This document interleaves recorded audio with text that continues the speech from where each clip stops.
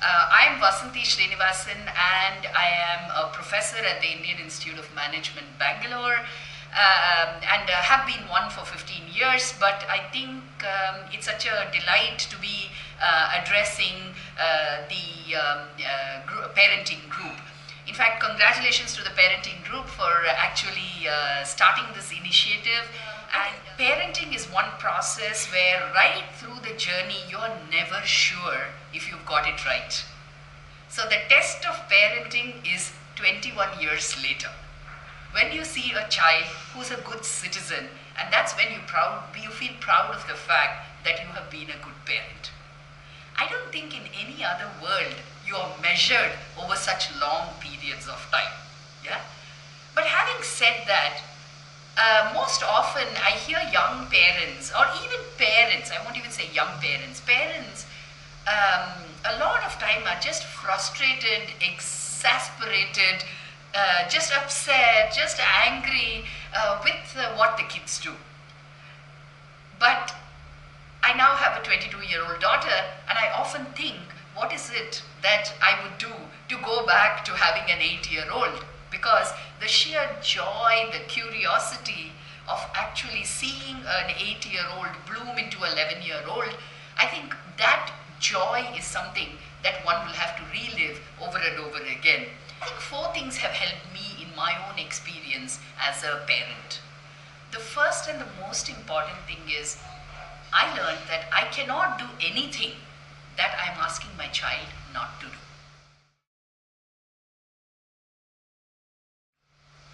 I think as parents, we just don't realize how important it is to be not say one thing and do another thing. The second big learning for me as a parent is, how do you keep the curiosity of a child? How do you keep it alive over 20 years? Because once the child is an adult, they will just continue to behave that way. I think many times as parents, we just don't answer the questions that the children raise with the amount of seriousness that it deserves. How do you preserve curiosity? Because 25 years later, you'll ask the child to go out and experiment, to be creative. How can you be creative when you stop curiosity? So the third and the most important part, I think the third and the most difficult part of being a parent is to be able to make this trade-offs between what it is that we desire for our children and what it is that the children desire for themselves. Okay? In every society all over the world, there is a premium that is placed on certain careers, certain jobs, certain kinds of education. More and more, the parents' aspirations are in making sure that their children go on to take up those professions. Nothing wrong with that. But I have also believed that every child has a unique talent, and that unique talent requires to be nurtured.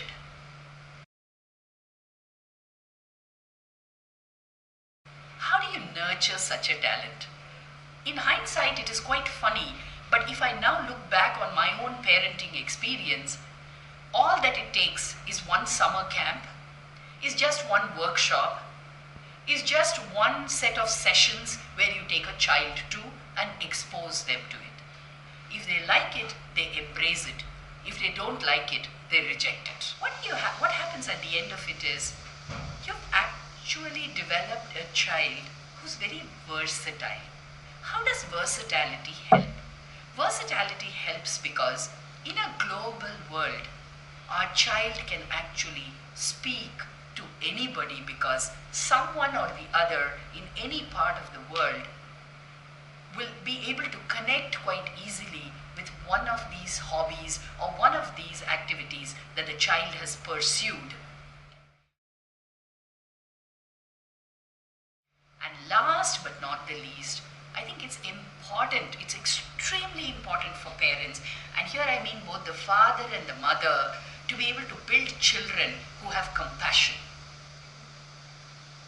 And why am I talking about compassion? Because the world is actually becoming more and more unequal. When there is so much of inequality that we see around us, our children should develop the compassion to be able to empathize with people who don't have it all. Our children should realize with gratitude that they have more than what they could ask for. There is a lot of research now which says that gratitude is directly related to happiness. The more grateful you are, the more happier you are likely to be. And at the end of the day, everything that is material that you leave for your children can be destroyed. But compassion and gratitude are the two things that they are not going to forget. Okay? So, as a parent, if you ask me in hindsight now and look at the whole journey, I would have wanted someone to just reassure me on these four things, because nobody asks us if we are a good parent based on these criteria. And to my mind, when people talk about leadership in public spaces, they talk about leadership in society, I think the beginning of leadership is in the home. Okay? In the way we bring up our children to be responsible, caring, and compassionate citizens of the world.